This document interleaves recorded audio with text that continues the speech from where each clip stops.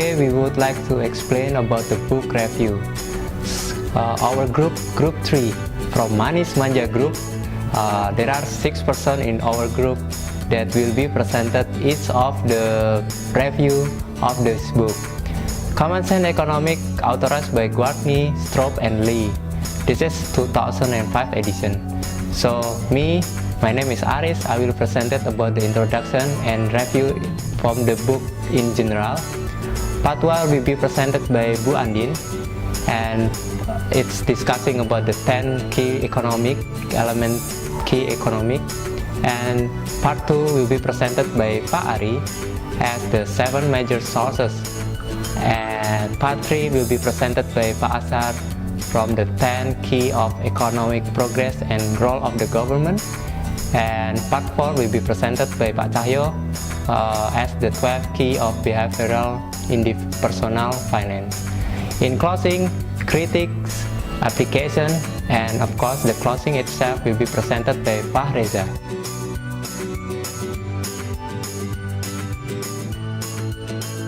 Hi everyone, today we would like to explain about our review on the book of Common Sense Economic. This book is authorized by James Gwartney, Richard L. Stroop, and Dwight R. Lee. The book itself is 2005 edition, but currently in 2016 the book has been renewed with another author. And in this book, they show us why economic understanding is an essential ingredient for life in today's society. A key element that empowers those who possess to better take charge of their own life and their own responsibility to the society. It is nearly impossible to boil economic down to a few essential statements. That's why Gwartney, the Richard L. Stroop, and Dwight R. Lee distill the core principle of common sense economic. People earn money by helping others. Government help people by protecting their life, their liberty and property. These are some of the basic ideas that highlighted in the books in crisp and logical writing. The writer itself argued that the economic progress is possible only when the competitive free market economy with limited government intervention. The authors even argue that increase in the personal wealth results in the generation of the wealth of others too. With the ideas pursued by this book, one person will able to make a wiser political choice and benefit to the wealthy itself. So in general, the 3 authors have managed to write good introduction to the macroeconomic. They didn't put any graph, they didn't put also the equation to the readers, and only put the narration like what we talk about. And it's just to tell the book is readable for anyone, started from the beginner in the economics until expert who love numbers and detail. It does excellent job to concisely laying out the basic economic principle. The book teaches us the insights which matter in understanding and evaluation of the economy, both from the individual perspective or government perspective. A clear theme from the book that the authors wants to advocate a free market when there is little or no government intervention. The first section of the book discussing about the layman terms and what we call about the general economic principles. But the book, everything that has positive of course has the negative point of view. So the book has drawback to the readers. The readers should worry about the promising subtitle, what everyone should know about wealth. The subtitle itself makes us difficult to know which one is better in the complex world like we face currently today. Different people will open the book with different knowledge and make hard to satisfy everyone. For example, in our group also, when reviewing this book, they have different opinion. Either part 1 is good or part 4 is much better. Therefore, we want to explain in detail, part by part. There are 4 parts in this book. There are 10 key elements that in 2016 become 12 key elements, and 7 of the sectorial market and 12 of behavioral finance. Those next will be presented by my friends in the group 3. Hopefully from there you can acknowledge what value of the review of this book. For me myself, in general, this book I give it 5-star rating because it is easy for me to tell about the economic and easy for me to study it as a student because I'm still a beginner in this economic for executive. First chapter we could learn about introduction for macroeconomics such as incentive, transaction costs, benefit of trade, the invisible hand and other fundamental concepts. Incentive plays a vital role in the decision making of the individual. The cost and value of each and everything that is available in our surrounding differs from individual to individual. Through the course of time, human beings are selfish and greedy by nature. Incentives applies to all the socio-economic and political situations in which human beings are an important part of. The resources available are limited, whereas the human desires are unlimited. One should always give up something in order to obtain the other, as there is always the involvement of opportunity cost. So, the decision of choosing and abandoning is done and moves the goods and services from the people who have access of something to the person who doesn't have the goods. The producer and the consumer go through the process of voluntary exchange for the collection of the goods they value the most. Transaction cost increases the cost of the goods, therefore one should always try to lessen the transactional cost in order to obtain the higher return. Profit works as a motivating factor which motivates the person to trade the goods and services and increase their wealth. People get paid for the services that they cater. The supplier of the service paid only when the consumer value the service. Investment, technological breakthrough, and the sound economic institution assist in the economic development. Investment in the machineries and the trainings enhance the capability of production of goods and services, and the technological breakthrough accelerates the economic development. Pricing system directs the sellers and the buyers towards the activities that promote the general welfare. Generally, the long-term consequences of a certain plans are ignored and the short-term consequences are considered, which result in the huge back effect than the problem occurred by the short-term problems. Of this book, the author explained about 7 major sources of economic progress. That is, first, the legal system that is act as the foundation of the economic development as it provides security to the privately owned property, because private property can be strong incentive that make people can exploit their valuable resources to the optimum and conserve them. Second, competitive promotes the efficient and effective of resource and give stimulation for the innovative breakthrough. Competition puts the producer to operate efficiently by lower their operational costs and create innovation. The firms who are not able to cater their service eventually get driven out of the market. Third, improper rule and regulation from the government can retard the economic growth as it limits the entry of newer business and competitive business.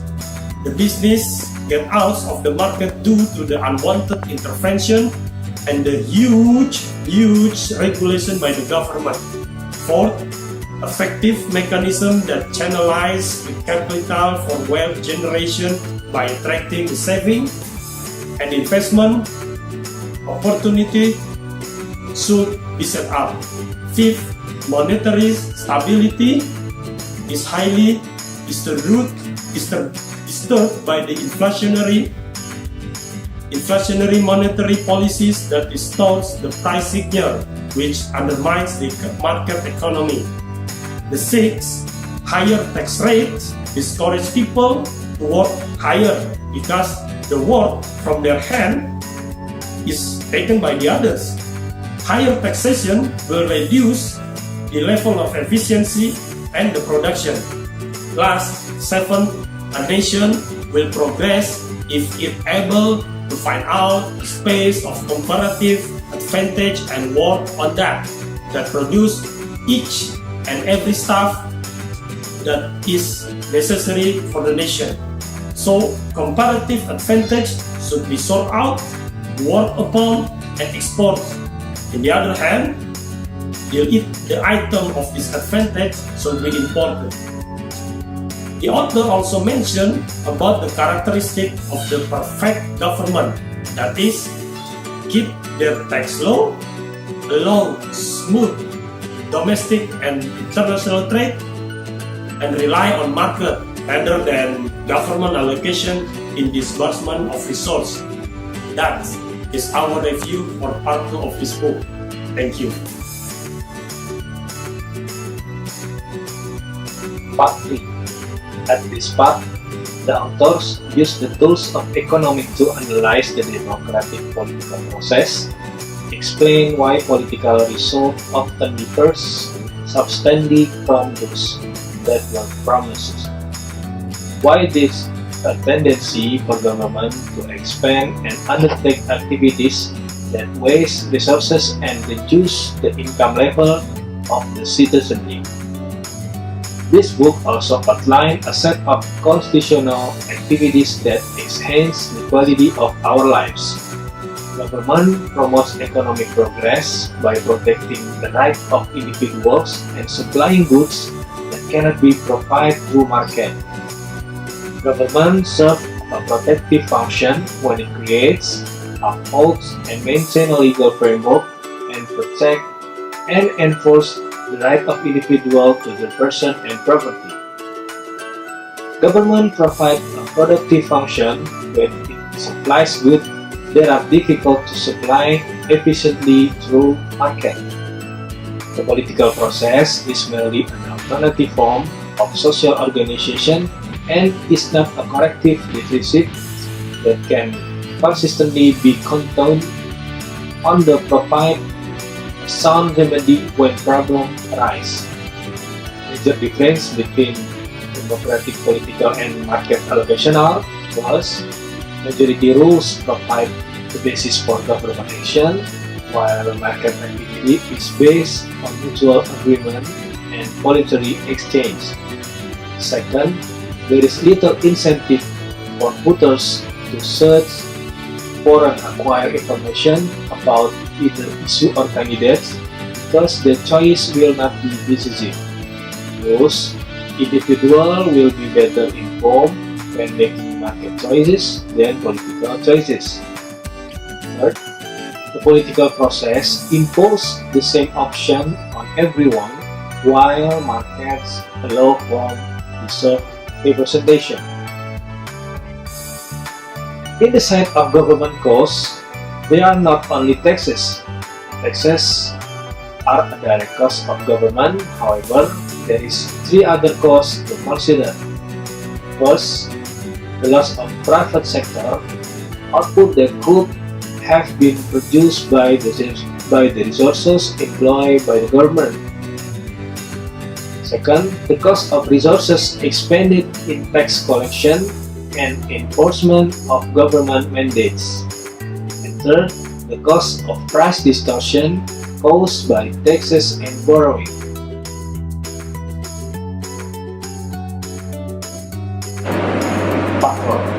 Part 4 of this book is Financial and Protection of Financial Plan.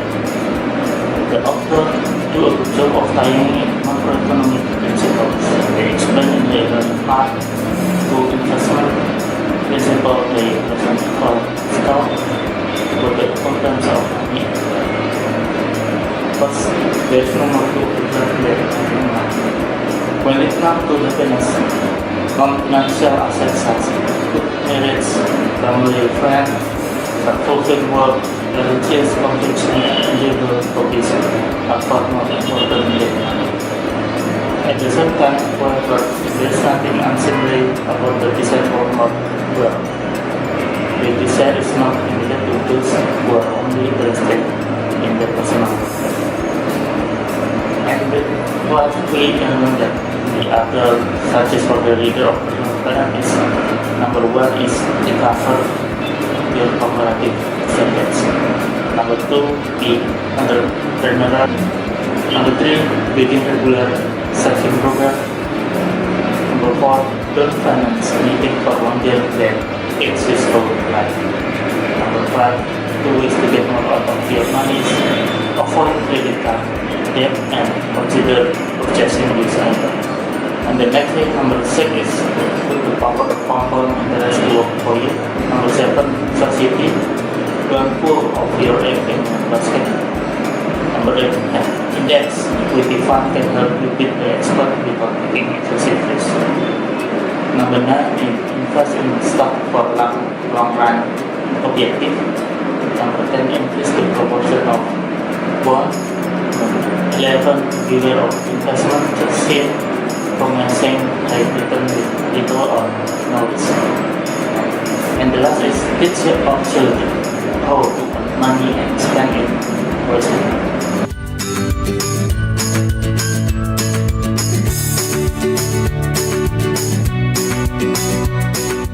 Well, not everything is perfect. Certainly, the book has managed to achieve its objective, which is giving people, regardless of their economic proficiency, an insight into simplified concept of economics. The book, Common Sense of Economics, therefore, is non-technical exposition of economic matters.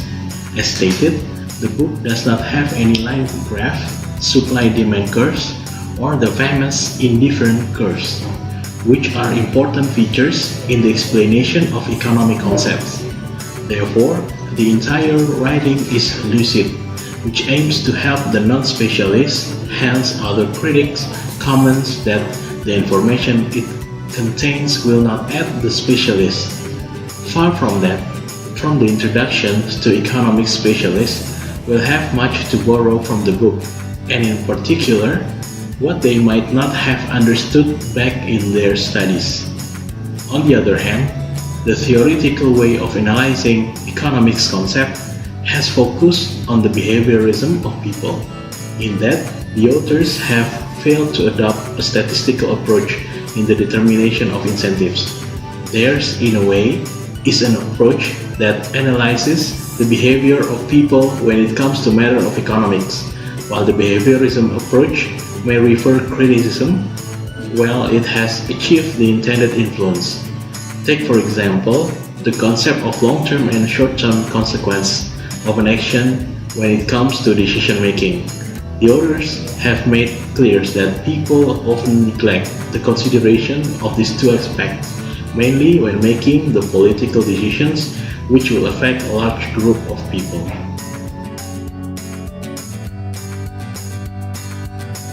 Public policy is concerned with the decision made for the running of a country, and these decisions shape how the country is run. Law normally forms the major aspects of public policies, as these policies must be legal and the policies must go in line with the constitutional provisions. The book has enlightened us on how the public policies are made and that they are made for the benefit of the public. Through the book, our understanding of the social security policies in the country has been enhanced. The way the whole retirement benefit schemes works is clearly illustrated in the social security policy. The main beneficiaries of the social security system are the old age, people with disability, and those who might have suffered from injuries while serving the nation. Those who subscribe to social security schemes must have taken some theories into consideration before making their decision. A theory many consider before enrolling for these schemes is the cost-benefit analysis theory. They consider the benefits they will derive from the scheme on their retirement compared to the current amount of money they remit to the schemes which they are still employed.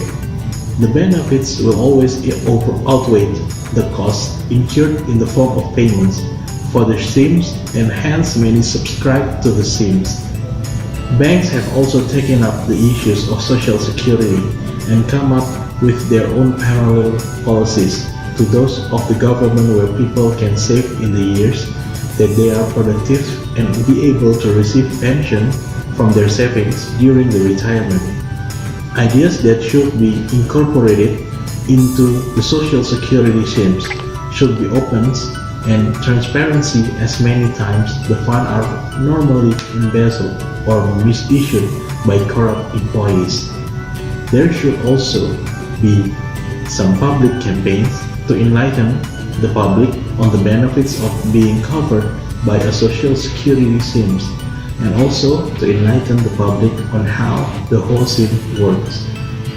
Through the social security policy, productive citizens can work hard during the peak years, knowing that in the future after their retirement they will benefit from the social security fund. The American public is very aware that even though the social security savings reduce the amount of money they earn since they pay for it from their salaries, they know of the scheme's future benefits. The book is consistent with other books on the matter of policy making and emphasize the need of having the public take part in the public policy making process and also plan for the future by saving during their productive years. Thank you for watching.